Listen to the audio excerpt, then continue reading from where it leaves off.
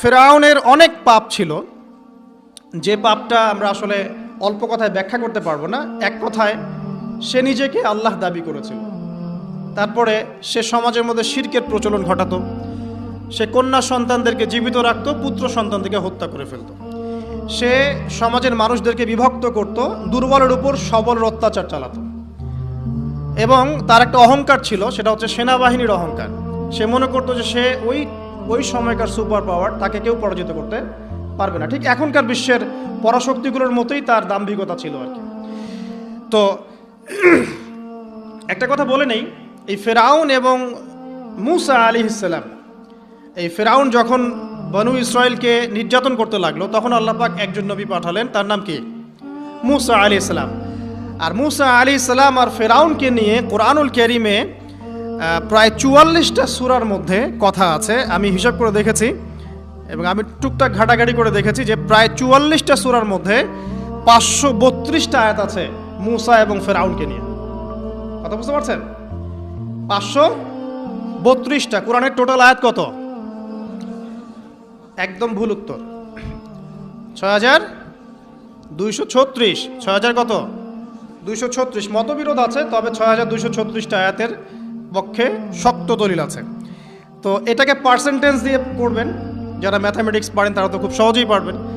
তো পার্সেন্টেজ করলে দেখবেন যে 8.53% আয়াত মূসা এবং ফেরাউনকে নিয়ে। 100%-এর মধ্যে প্রায় 8.5 বা 9% আয়াত কাকে নিয়ে? মূসা এবং ফেরাউনকে নিয়ে। এমনি এমনি তো আল্লাহ পাক এই কাজটা করবেন না, নিঃসন্দেহে। এর মধ্যে একটা শিক্ষা বা মেসেজ আছে, সেটা হলো আমাদের জন্যে, উম্মতে মুহাম্মাদির জন্যে যেই সব জাতির মধ্যে সবচেয়ে বেশি শিক্ষা আছে, তার মধ্যে সবচেয়ে ইম্পর্টেন্ট হচ্ছে মূসা এবং ফেরাউনের সময়। মূসা এবং ফেরাউন, এই ঘটনার মধ্যে যে শিক্ষাগুলো আছে, এটা আমাদের জন্য সবচেয়ে বেশি ইম্পর্টেন্ট। এই জন্য এত বেশি আয়াত নাজিল করা হয়েছে।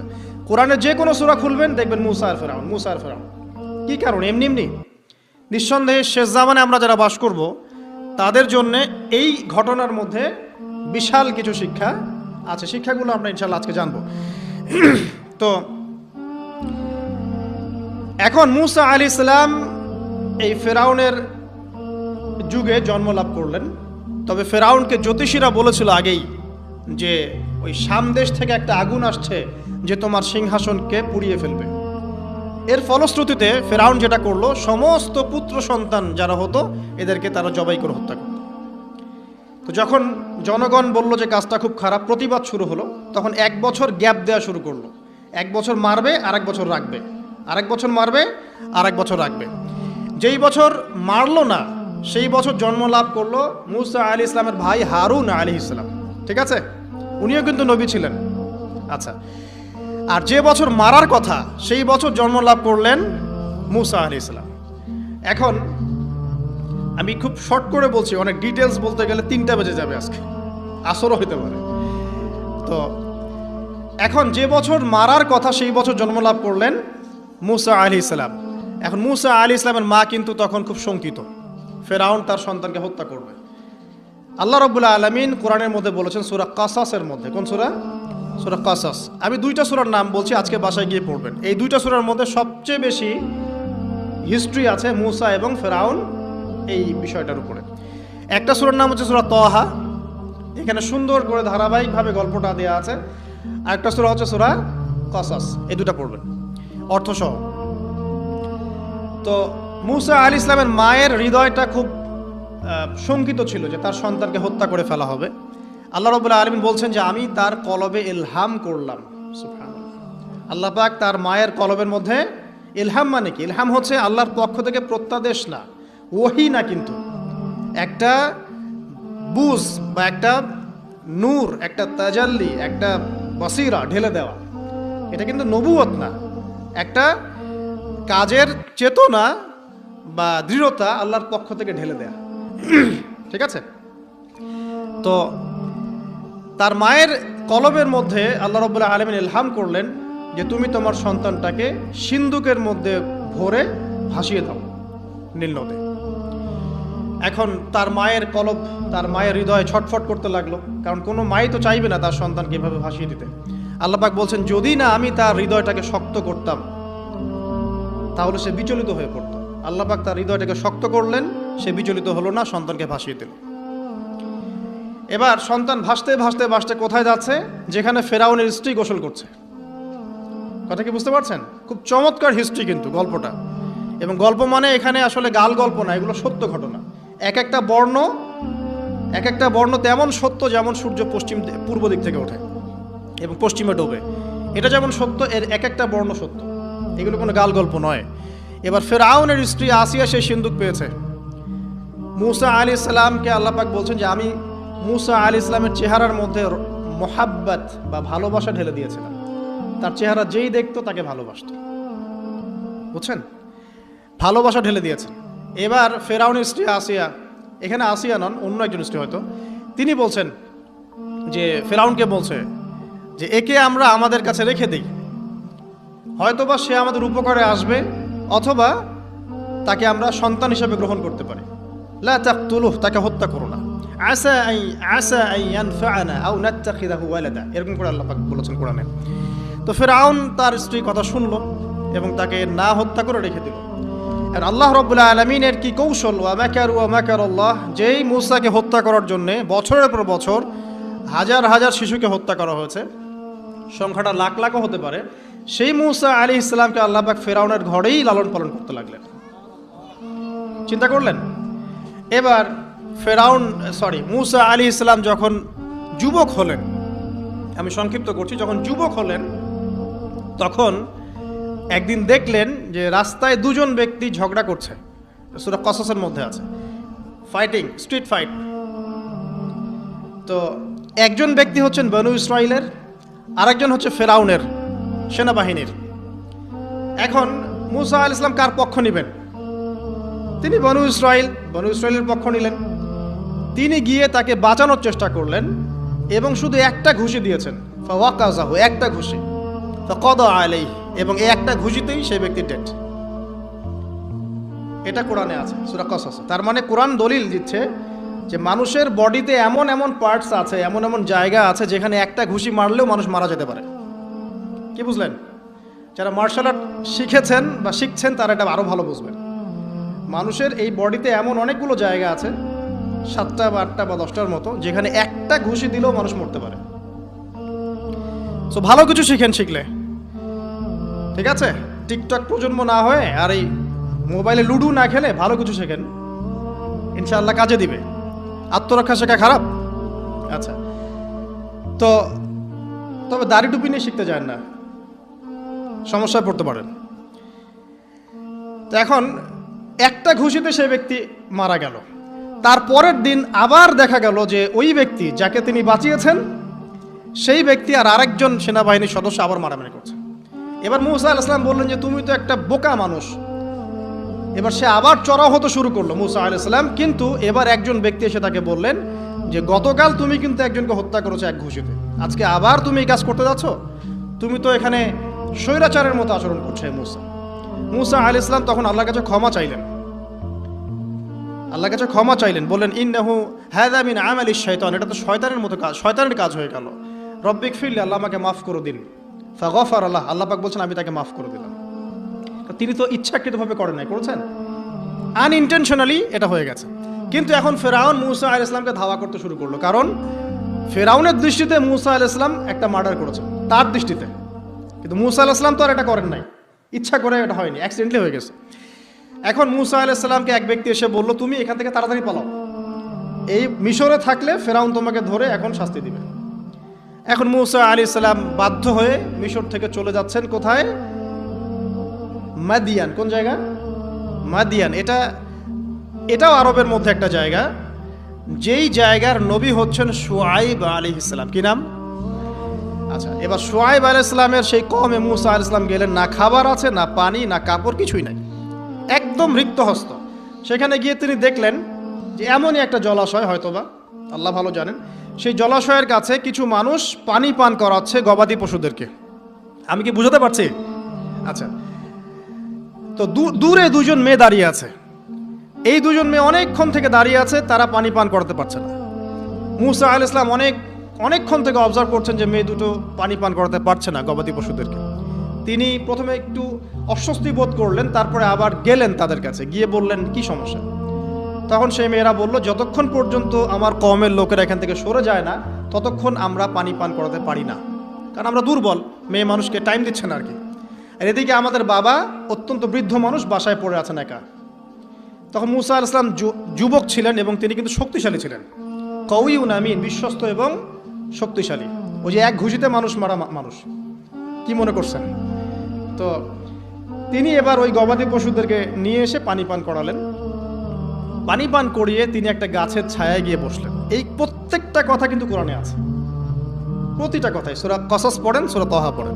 গাছের ছায়ায় বসে তিনি একটা দোয়া করছেন, এবার হাত উঁচু করে দোয়া করছেন, রব্বি, হে আমার প্রতিপালক, ইন্নী লিমা আনজালতা ইলাইয়া মিন খায়রিন ফাকির। হে আল্লাহ, আপনি আমার প্রতি যে রহমত বা যে করুণা বর্ষণ করবেন এর জন্য আমি ফকির হয়ে বসে আছি। দোয়ার ভাষাটা শুনছেন?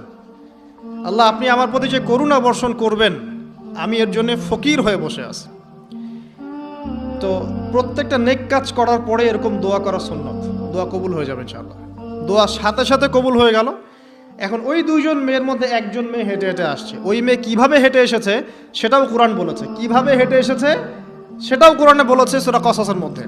সূরা কসাসে আল্লাহ পাক বলছেন, ওই দুইজন মেয়ের মধ্যে একজন হেঁটে হেঁটে আসলো লাজুক পায়ে। কেমন পায়ে? লাজুক পায়ে। যেই চলাফেরা আপনি এখনকার মেয়েদের মধ্যে দেখতে পারবেন না। এখনকার মেয়েদের হাঁটার মধ্যে লজ্জা আছে, লজ্জাশীলতার সাথে লাজুক ভঙ্গিতে সেই মেয়ে হেঁটে হেঁটে আসলো। আল্লাহ পাক সেই কথাটাও কোরআনে বলেছেন।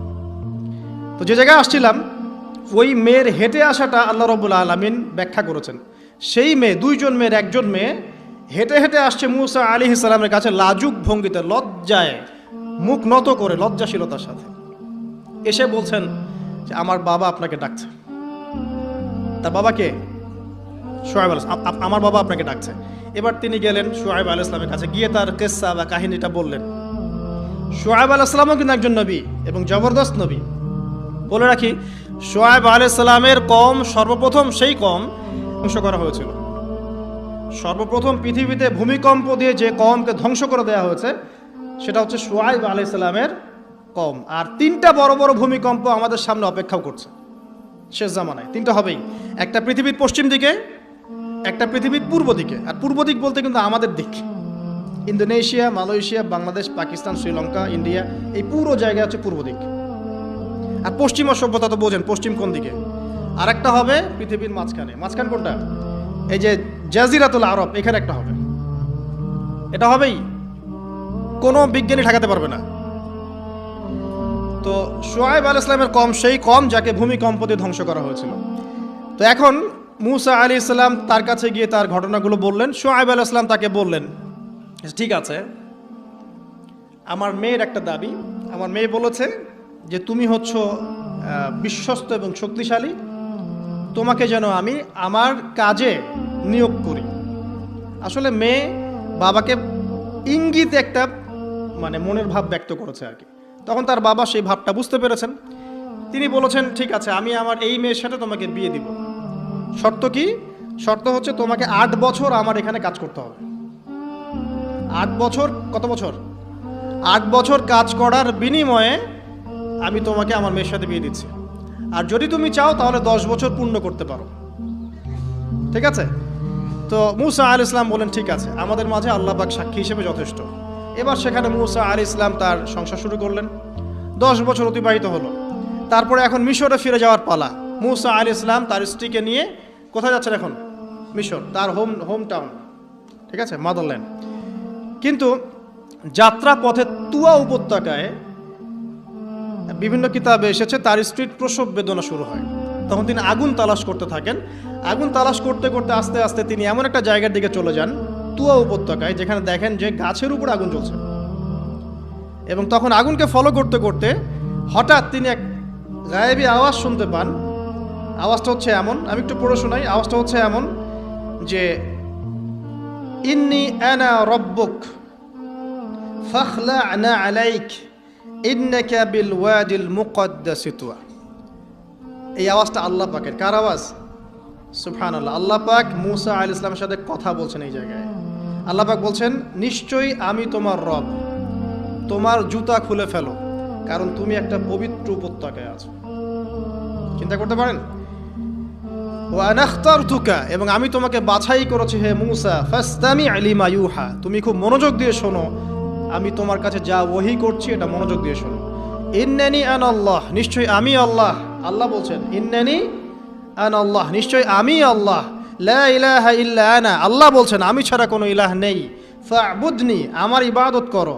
ওয়া আকিমিস সালাতা লিযিকরি, আমার স্মরণের জন্য সালাত কায়েম করো। ইন্নাস সাআতা লাআতিয়াতুন, নিশ্চয়ই কিয়ামত অবশ্যই আসবে। আকাদু উখফিহা, আমি এটাকে গোপন রেখেছি। লিতুজজা কুল্লু নাফসিন বিমা তাসআ, যাতে করে প্রত্যেক নফসকে তার প্রতিদান দেয়া যায়। ফালা ইয়াসুদ্দান্নাকা আনহা মান লা ইউমিনু বিহা ওয়াত্তাবা হাওয়াহু ফাতারদা, যারা প্রবৃত্তির অনুসরণ করে তারা যেন তোমাকে এই বিষয়টার প্রতি ঈমান আনা থেকে দূরে রাখতে না পারে। আল্লাহ পাক এই পর্যন্ত বললেন। এরপর আল্লাহ বলছেন ওয়ামা তিলকা বিয়ামিনিকা ইয়া মূসা, মূসা তোমার ডান হাতে এটা কি? মূসা আলাইহিস সালাম বলছেন যে ক্বালা হিয়া আসায়া, এটা আমার লাঠি। তার সাথে কি ছিল? একটা লাঠি। আতাওয়াক্কাউ আলাইহা ওয়া আহুশু বিহা আলা গনামি ওয়া লিয়া ফিহা মাআরিব উখরা, এই লাঠি দিয়ে আমি গাছের ডাল ছাঁটি, গবাদি পশুদেরকে চড়াই, এছাড়া আমি আমার বিভিন্ন কাজে লাঠি ব্যবহার করি। আল্লাহ পাক বলছেন ক্বালা আলকিহা ইয়া মূসা, মূসা এটা নিক্ষেপ করো দেখি, হাত থেকে ছুঁড়ে মারো। মূসা আলাইহিস সালাম ছুঁড়ে মারলেন। ফাআলকাহা, তিনি ছুঁড়ে মারলেন। ফাইদা হিয়া হাইয়াতুন তাসআ, সাথে সাথে লাঠিটা ছোটাছুটি শুরু করলো সাপের মতো। অন্য সূরায় আছে এই দৃশ্য দেখার সাথে সাথে মূসা আলাইহিস সালাম উল্টা দিকে দৌড় দিয়েছিলেন। স্বাভাবিক, ভয় পাওয়া স্বাভাবিক। তো তখন আল্লাহ পাক বলেছিলেন যে তুমি ভয় পেও না, আমার কাছে নবীগণ ভয় পায় না। ঠিক আছে, অন্য সূরা এগুলো আছে, আমি শর্ট করে বলছি। এরপরে আল্লাহ পাক বললেন ক্বালা খুযহা ওয়া লা তাখাফ, তুমি এটাকে ধরো, এটাকে ভয় পেও না। সানুঈদুহা সিরাতাহাল উলা, তুমি ধরা মাত্রই সেটা আবার লাঠিতে রূপান্তরিত হবে। আরেকটা কাজ করো, ওয়াদমুম ইয়াদাকা ইলা জানাহিক, তোমার হাতটাকে বগলের নিচে নিয়ে যাও। তাখরুজ বাইদা মিন গায়রি সু, এটাকে বের করো, তারপর দেখবে এটা স্বচ্ছ আলো প্রদান করবে। সুবহানাল্লাহ, বগলের মধ্যে হাত নিয়ে আসো, হাতটাকে বের করো, দেখবে হাত থেকে স্বচ্ছ আলো বের হবে। এই দুইটা মুজিজা আল্লাহ পাক তাকে দিলেন। আয়াতান উখরা, এটা আরেকটা নিদর্শন। তো এখানে কি হলো? মূসা আলাইহিস সালাম নবুয়ত পেলেন। Shortcut key? মূসা আলাইহিস সালাম কি পেলেন? নবুয়ত পেলেন। নবুয়ত পাওয়ার সাথে সাথে আল্লাহ পাক তাকে দুটো মুজিজা দিলেন। একটা হচ্ছে লাঠি, আর একটা কি? হাত বগল থেকে বের করলেই কি হবে? আলো বের হয়ে যাবে। এবার তার ডিউটি কি? আল্লাহ পাক ডিউটি দিচ্ছেন তাকে যে ইযহাব ইলা ফিরআউন ইন্নাহু তাগা, এবার তোমার কাজ হচ্ছে তুমি ফেরাউনের কাছে যাবে, কারণ ফেরাউন সীমা লঙ্ঘন করেছে। তখন মূসা আলাইহিস সালাম বললেন রব্বি ইশরাহ লি সদরি, আল্লাহ আমার বক্ষটাকে প্রশস্ত করে দিন। মানে আমার তো সেখানে যাওয়ার সাহস হচ্ছে না, আমি তো সেখানে ওদের দৃষ্টিতে একজন খুনের আসামি, ওদের দৃষ্টিতে ওরা তো আমাকে পেলে হত্যা করে ফেলবে। আল্লাহ পাক বলছেন কেল্লা, কখনো না, তারা তোমাকে হত্যা করতে পারবে না। তখন তিনি দোয়া করছেন আল্লাহ আমার হৃদয়টাকে প্রশস্ত করে দিন, ওয়া ইয়াসসির লি আমরি, আমার কাজকে সহজ করে দিন। ওয়াহলুল উকদাতাম মিন লিসানি, আমার লিসান, আমার জিহ্বায় জড়তা আছে আল্লাহ, এটাকে দূর করে দিন। ইয়াফকাহু কওলি, যাতে মানুষ আমার কথা বুঝতে পারে। এই দোয়া করলেন, কবুল হয়ে গেল। এবং আরও দোয়া করলেন যে ওয়াজআলি ওয়াজিরাম মিন আহলি, আমার পরিবারের মধ্য থেকে একজন ওয়াজির দেন। ওয়াজির মানে সহায়ক, যেটা হচ্ছেন হারুন আলাইহিস সালাম, যাতে করে আমরা কি করতে পারি? বেশি বেশি আপনার জিকির করতে পারি এবং আমাদের কাজ সহজ হয়। আল্লাহ রাব্বুল আলামিন তার ভাই হারুন আলাইহিস সালামকেও নবুয়ত দান করলেন। দুজন মিলে এখন আল্লাহ পাক বলছেন ইযহাবা ইলা ফিরআউন, তোমরা দুজন ফিরআউনের কাছে যাও।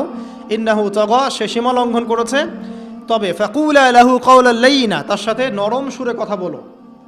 লাআল্লাহু ইয়াতাযাক্কারু আও ইয়াখশা, হয়তোবা সে উপদেশ গ্রহণ করবে অথবা আল্লাহকে ভয় করতে পারে। তো ডিউটি দেয়া হলো যে তোমাদের কাজ এখন এটা, এবং তোমাদের ভয় পাওয়ার কোনো কারণ নাই, সে তোমাদের কোনো ক্ষতি করতে পারবে না। তার কাছে যাও, মুজিজা দেখাও, আল্লাহর দিকে দাওয়াত দাও, লা ইলাহা ইল্লাল্লাহ। যদি সে দাওয়াত কবুল করে আলহামদুলিল্লাহ, যদি না করে তাহলে আমি আল্লাহ তার জন্যে যথেষ্ট। এবার শর্ট করে নিয়ে আসি, মূসা আলাইহিস সালাম সেখানে গেলেন, যাওয়ার পরে ফিরআউনকে দাওয়াত দিলেন। তো ফিরআউন বলছে ক্বালা ওয়ামা রাব্বুকুমা ইয়া মূসা, কোন রবের কথা বলছো? আমি তো মা আলিমতু মিন ইলাহিন গায়রি, আমি তো জানি না, আমি ছাড়া তোমাদের কোনো ইলাহ আছে আমি তো এটা জানি না। এটা কার কথা? ফিরআউন বলছে যে মা আলিমতু মিন ইলাহিন গায়রি, আমি ছাড়া অন্য কোনো ইলাহ তোমাদের আছে? মা আলিমতু ইলাহুকুম গায়রি, আমি ছাড়া তোমাদের কোনো রব আছে এটা তো আমি জানি না। অন্য আয়াতে সে বলেছিল যে আনা রব্বুকুমুল আ'লা, আমি তোমাদের মহান রব। ঠিক আছে, তো মূসা আলাইহিস সালাম ব্যাখ্যা করলেন, আমি সেই রবের কথা বলছি যে রব আসমান সৃষ্টি করেছেন, জমিন সৃষ্টি করেছেন, যেভাবে তাওহীদের দাওয়াত দিতে হয় সব দিলেন। এরপরেও ফেরাউন সেটা গ্রহণ করলো না। তখন মূসা আলাইহিস সালাম বললেন, যদি আমি তোমাকে কোনো বড় নিদর্শন দেখাই তারপরেও কি বিশ্বাস করবে না? তখন ফেরাউন বলল যে দেখাও দেখি। তখন তিনি লাঠি ছুঁড়ে মারলেন, সাপ হয়ে গেল। এই দৃশ্য থেকে ফেরাউনের পরিবারের সবাই ভয় পেয়েছিল, কিন্তু পলিটিক্যাল স্বার্থে ফেরাউন বলেছিল যে সে একজন বড় জাদুকর, জনগণকে তো বোঝাতে হবে কিছু, নিজে ভয় পেলেও জনগণকে তো কিছু বোঝাতে হবে। সে জনগণকে বলছে আসলে সে একজন বড় জাদুকর, সে চাচ্ছে তোমাদের ন্যাশনের মধ্যে ফাটল সৃষ্টি করতে। তো এখন কি করা যাবে?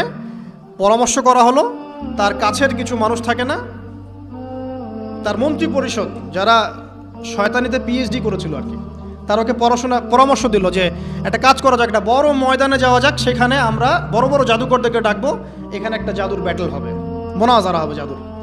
সব বড় বড় জাদুকরকে ডাকা হলো মিশরের, এবং বলে রাখি যে জাদুবিদ্যা কিন্তু সত্য, সুলাইমান আলাইহিস সালামের সময় থেকে এটা চলে আসছে। হারুত এবং মারুত ফেরেশতাকে কিন্তু এর মধ্য দিয়ে পরীক্ষা করা হয়েছে মানব জাতিকে। যাই হোক, তো জাদু থেকে বাঁচার জন্য কোরআন এবং সুন্নাহর যে দোয়া কালামগুলো আছে এগুলো নিয়মিত পড়বেন ইনশাআল্লাহ। আল্লাহ পাক আমাদেরকে হেফাজত করুন, আমিন। তো আমি শর্ট করছি। তো এবার জাদুকররা একদিকে, মূসা আলাইহিস সালাম একদিকে। তো মূসা আলাইহিস সালামকে তারা বলছে তুমি আগে ছুঁড়ে মারবেন, আমরা ছুঁড়ে মারবো। মূসা আলাইহিস সালাম বলছে বাল আলকু, তোমরা ছুঁড়ে মারো। তখন তারা যখন তাদের লাঠিগুলো ছুঁড়ে মারলো, এগুলো সাপ হয়ে গেল। এটা কি চোখের ভেলকিবাজি ছিল?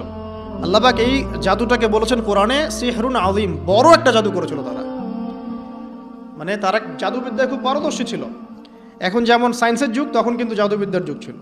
ঠিক আছে, তো মূসা আলাইহিস সালাম তারপর কিছুটা ভয় পেয়ে গেলেন। আল্লাহ পাক বলেন তুমি ভয় পেও না, বরং তোমার লাঠি ছুঁড়ে মারো, ইন্নাকা আনতাল আ'লা, তুমি বিজয়ী হবে ইনশাআল্লাহ তাআলা।